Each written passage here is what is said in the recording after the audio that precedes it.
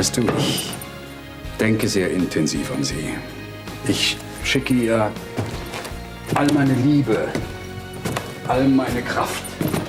Verstehst du? Tillmann hat den Jungs versprochen, ihnen einen Streetballplatz zu organisieren. Tja und? Das ist doch eine tolle Idee. Ja, aber auch nur, wenn er sein Versprechen halten kann. Ach so, es gibt Probleme. Ja, nicht wirklich. Er hat ein Grundstück im Auge, aber die Kirche hat es bereits als Baugrund vorgesehen. Ich wollte doch nicht den Rest meines Lebens auf der Flucht verbringen. Warum hast du mir nichts von deinem Vorhaben erzählt? Weil ich glaubte, dass du mich an die Feldjäger verraten hast. Ich weiß jetzt übrigens auch, warum du krank geworden bist. Christoph ist schuld. Ja, hat dich mit seinen telepathischen Fähigkeiten manipuliert. Ich werde ihn töten.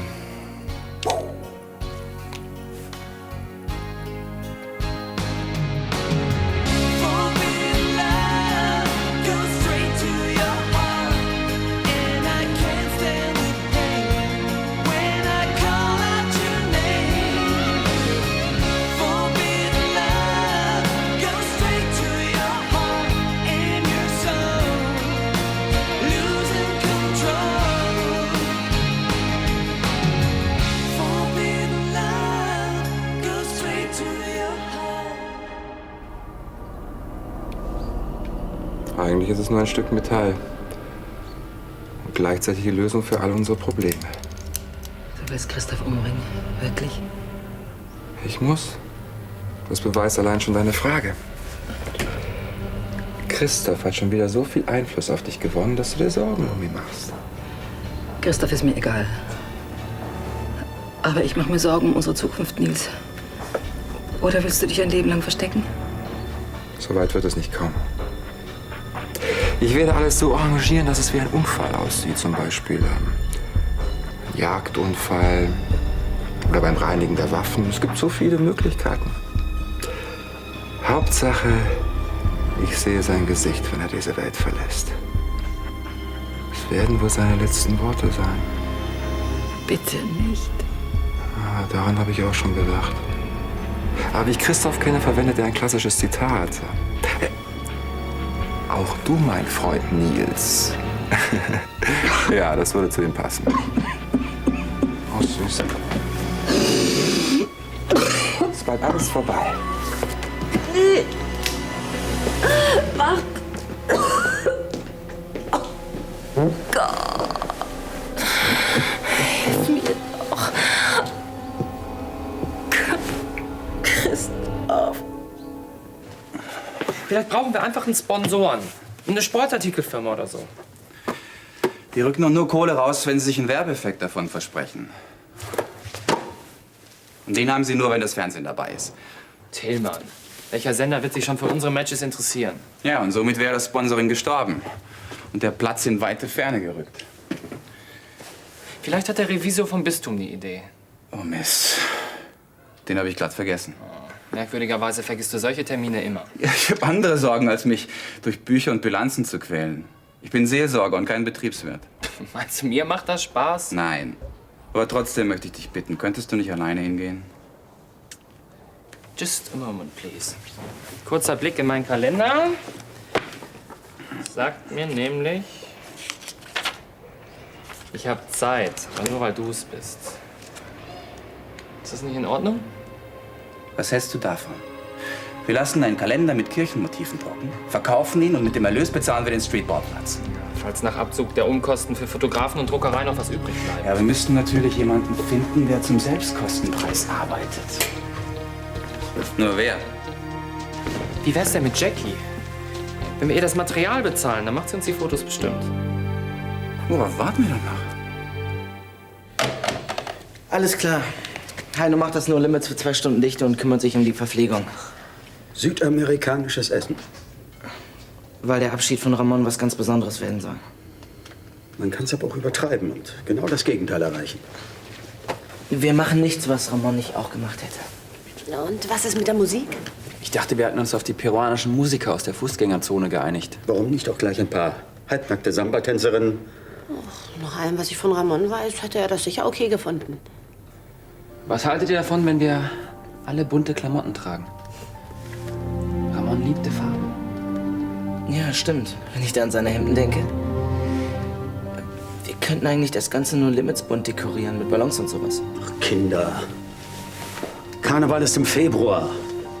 Luftballons. Naja, es gibt eben ganz unterschiedliche Wege, mit dem Tod umzugehen. Es fragt sich nur, ob Frau Santos das auch so sieht. Ob Arno recht hat? Was hätte denn Ramon in so einer Situation getan? Ramon hätte gesagt, Arno, bleib mal locker. Und dann hätte er sein Ding durchgezogen. Beantwortet das deine Frage? Ich mach auf.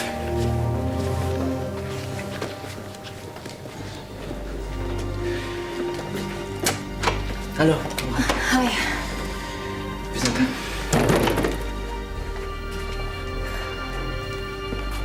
Was machst du denn hier? Hi. Ich habe es einfach nicht mal länger ausgehalten. Und? Wie hat dein Vater reagiert? Der Brief ist nicht angekommen. Ach, das konnte natürlich keiner ahnen.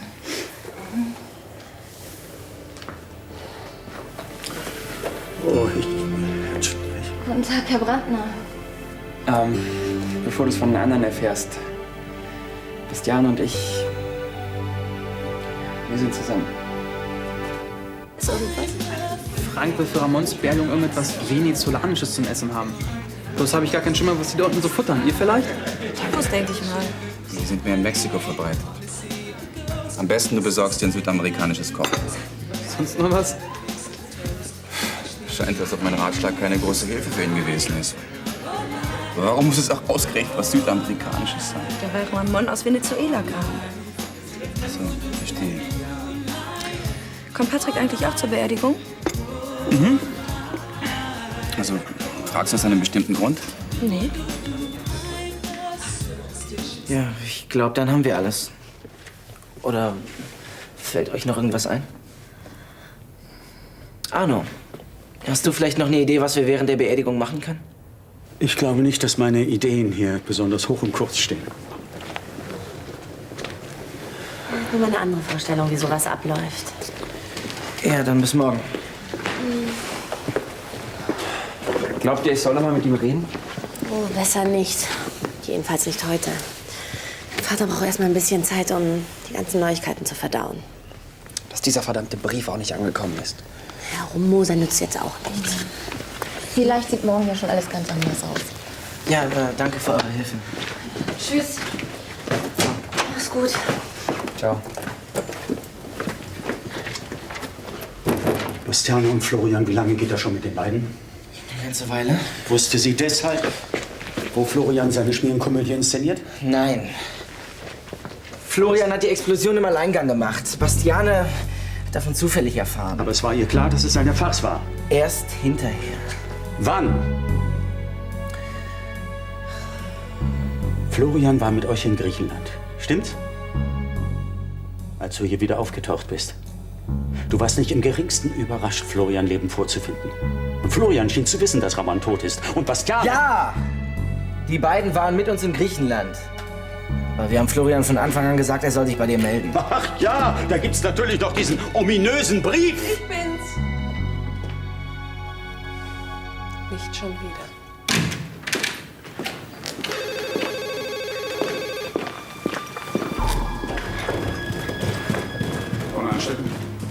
Charlie, wenn Clarissa diese Unterlagen so dringend benötigt, dann soll sie sich gefälligst selbst herbemühen und sie suchen. Oh, was ist denn los? Clarissa wollte mich wieder mal für ihre Zwecke einspannen. Ausgerechnet jetzt? Na, Ja. die hat ja vielleicht Nerven. Was? Wieso ist es denn schon so spät und keiner weckt mich? Weil dir der Schlaf gut tut. Ja, aber Ich könnte auch mal wieder so ausspannen. mach doch mal einen Ausritt oder so. Nur wenn du mitkommst. Morgen früh? Da kann ich leider nicht. Da ist die Trauerfeier für Ramon. Ach so. Vor der Beerdigung? Ist mal was anderes. Aber wenn du möchtest, dann kann ich gerne nachkommen. Wir treffen uns an der alten Eiche. Ja, gehst du denn nicht auf den Friedhof? Ich glaube, das stehe ich nicht durch. Das kann ich verstehen. Ich warte dann auf dich.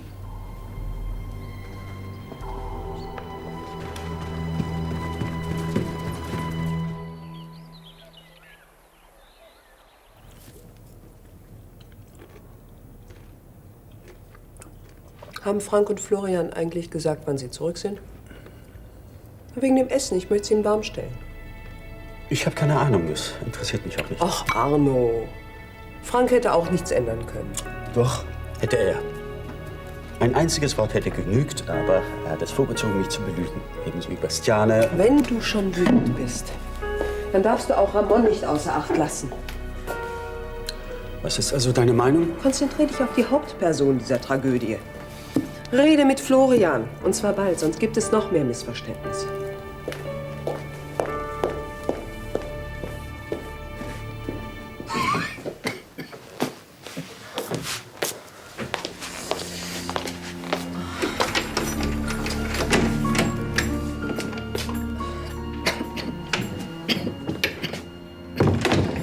Bisschen spät für einen Spaziergang, oder? Ich krieg keine Luft. Ich wollte das Fenster aufmachen. Du weißt, dass es nicht geht, Schatz. Wir werden uns entdeckt. Entschuldige, das habe ich ganz vergessen. Macht ja nichts. Kann ja jedem mal passieren. Auch, dass man Fenster und Türen verwechselt. Ne? Das legen wir uns erst mal hin.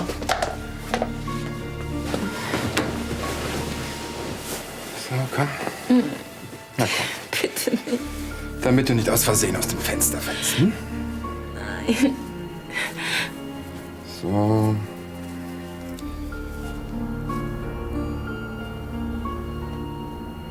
Dass ich da nicht gleich drauf gekommen bin. Den hat dir doch Christoph geschenkt, oder? Ich bin mir sicher, er versucht damit Kontakt mit dir aufzunehmen, dich zu beeinflussen. Allein wärst du auch nie auf die Idee gekommen zu fliehen. Hä? Hey, ich besorge dir einen viel schöneren. Zunächst einmal muss ich mir Gedanken machen, wie ich morgen Christoph unschädlich mache, ohne dass seinem Pferd etwas passiert. Wäre ja auch viel zu schade um das schöne Tier.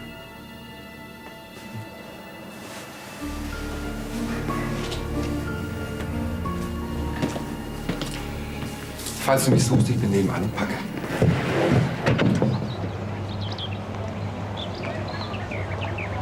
Also abgemacht. Wir drucken auf Hochglanz. Um auf Patricks Frage von vorhin Ja, nochmal. ich habe schon eine Druckerei gefunden, die uns einen super Preis macht. Du hast ja wirklich an alles gedacht. Klar, das wären dann 4x2 Flitus für den 4-Farbdruck. Dazu die Druckkosten, Farbe und so weiter. Nicht zu vergessen zuschneiden und konfektionieren. Macht zusammen 19.523 Mark und 10 Pfennig. Naja, dazu kommt dann noch die Mehrwertsteuer und ein paar Mark für mich. Ja, natürlich. Ja, also das ist schon ein absoluter Freundschaftspreis. Ja, nur immer noch eine Nummer zu hoch für uns, ha? Ja, wenn es schon an den paar Mark scheitert, wie wollt ihr dann erst das Geld für das Grundstück auftreiben? Durch knallhartes Sparen. Mit anderen Worten, man nehme einen Kopierer, eine Einwegkamera. Oder alle arbeiten umsonst. Stell dich nicht so an. Da sind doch nur meine Lippenstifte drin. Sehr witzig. Na, kommt ihr zurecht? Ja, sag mal, geht es mit dem Transporter heute Abend klar? Ja, ihr holt ihn in der Firma ab, wie ausgemacht. Herr Fleck gibt euch den Schlüssel. Gut, danke. Tschüss. Tschüss. Ich glaube, du wirst schon erwartet. Morgen. Morgen. Na, hattet ihr gestern einen netten Abend, Bastiane und du? Es war Hauptsache, ihr hattet euren Spaß. In Griechenland habt ihr euch doch auch sicher super amüsiert, während ich hier um dich getrauert habe. Papa, ich habe dir das in dem Brief doch alles erklärt. Ich kann doch nichts dafür, wenn er nicht angekommen ist. Vielleicht hast du ihn gar nicht eingeworfen. Doch. Frag doch Frank, wenn du mir nicht glaubst. Dem glaube ich auch nicht. Frank, Bastiane und Ramon. Die drei haben mir die Hölle heiß gemacht, damit ich mich bei dir melde. Und warum hast du es nicht getan? Das habe ich ja versucht. Und morgen ist Ostern. Papa, bitte. Die Zeit da unten. Das war der reinste Horror. Dauernd musste ich ja nicht denken, wie es dir geht, was du machst. Ich wollte dir nicht wehtun. Oder dich belügen. Gut. Dann fangen wir doch gleich mal an, die Wahrheit zu sagen. Wärst du auch zurückgekommen, wenn Ramon noch am Leben wäre?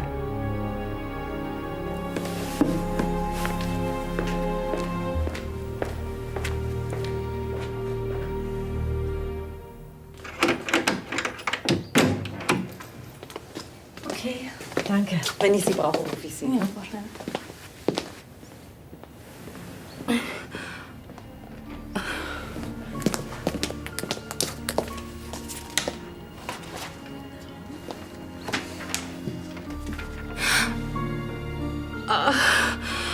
Hallo.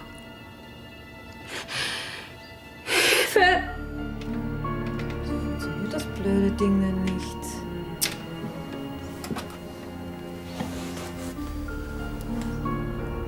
Komisch, kein Freizeichen.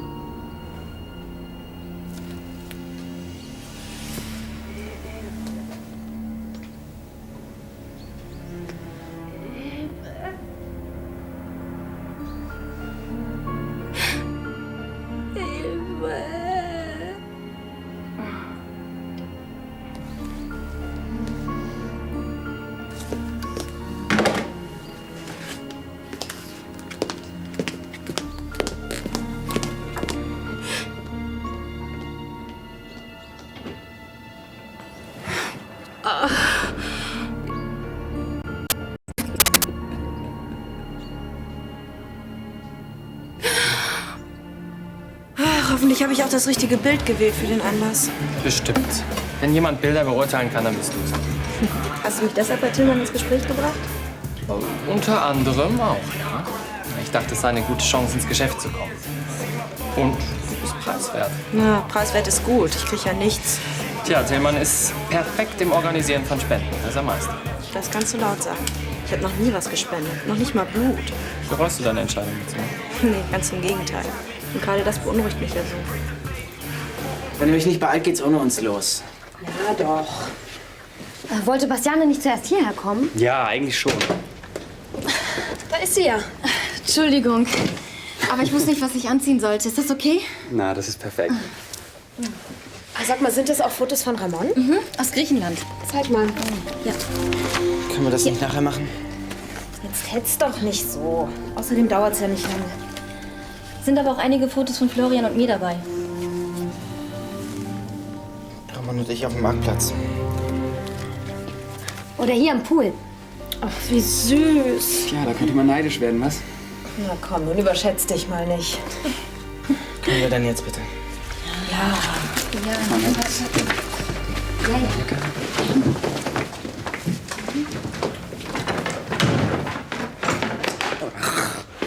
Stefanie! Milena!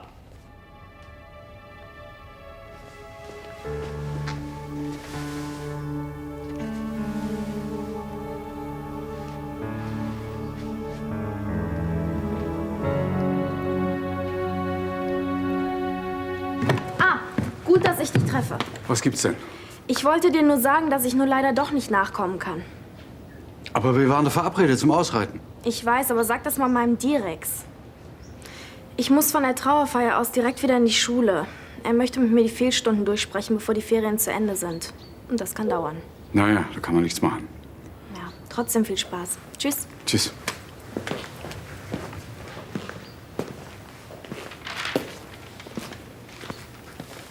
Charlie, was machst du denn hier? Na, grüß dich. Clarissas Fax ist kaputt und sie braucht dringend diese Unterlagen. Dann benutzt bitte dein eigenes Fax, ja? Wie du denkst. Aber wundere dich nicht, wenn Clarissa darüber sauer ist und es dir heimzahlt.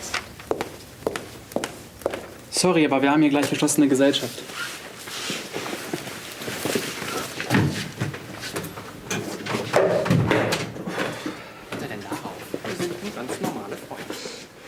Na, wollt ihr zwar noch einen Kaffee? Nee, danke. Ich muss mich ja noch umziehen. Nee, mir auch nicht, danke.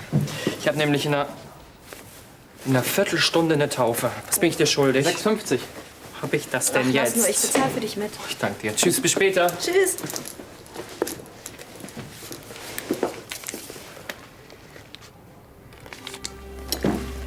Ist irgendwas? Nö. Und warum grinst du denn so? Ich habe mir nur gerade überlegt, ob ich nicht auch meinen auf Priester machen soll. Ja, immerhin reißt Patte mit seiner Tour die geilsten Bräute auf. Erst Kati, jetzt dich. Heino, du spinnst doch. Zwischen mir und Patrick läuft gar nichts. Stimmt so. Hi.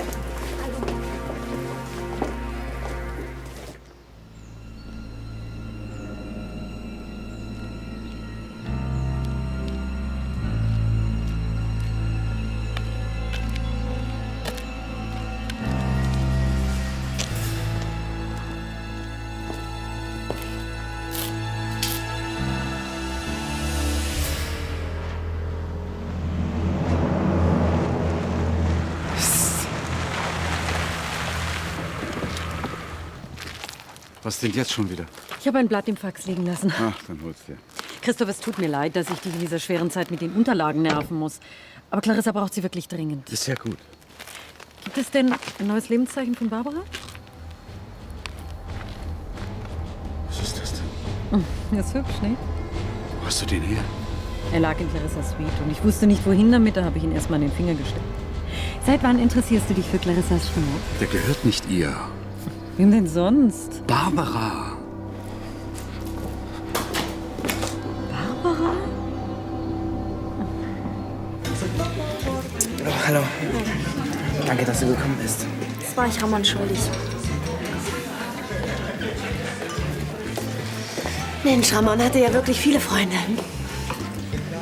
Ah, ihr kennt euch noch gar nicht, ne? Millie, das ist Nina. Millie. Hi, hallo. Du bist also die Anhalterin. Ich habe schon viel von dir gehört. Schade, dass Ramon das hier nicht mitkriegt.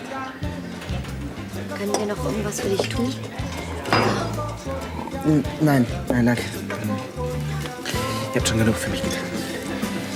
Es wird langsam Zeit, dass ich mein Leben anpacke. Probier mal.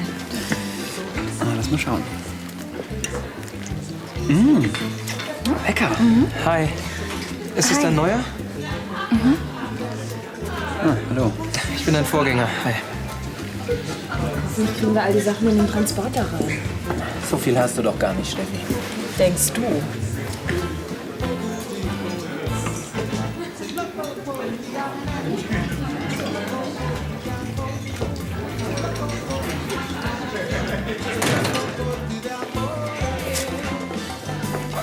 Papa, ich muss mit dir reden.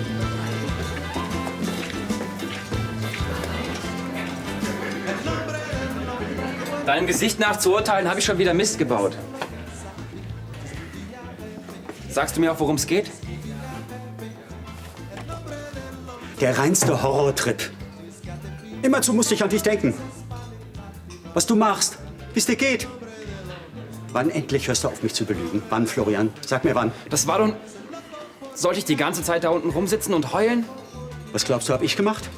Es tut mir auch wahnsinnig leid. Und wenn ich gewusst hätte, dass die Post... Natürlich! Schuld haben immer nur die anderen! Ich habe doch gedacht, du weißt, dass es mir gut geht.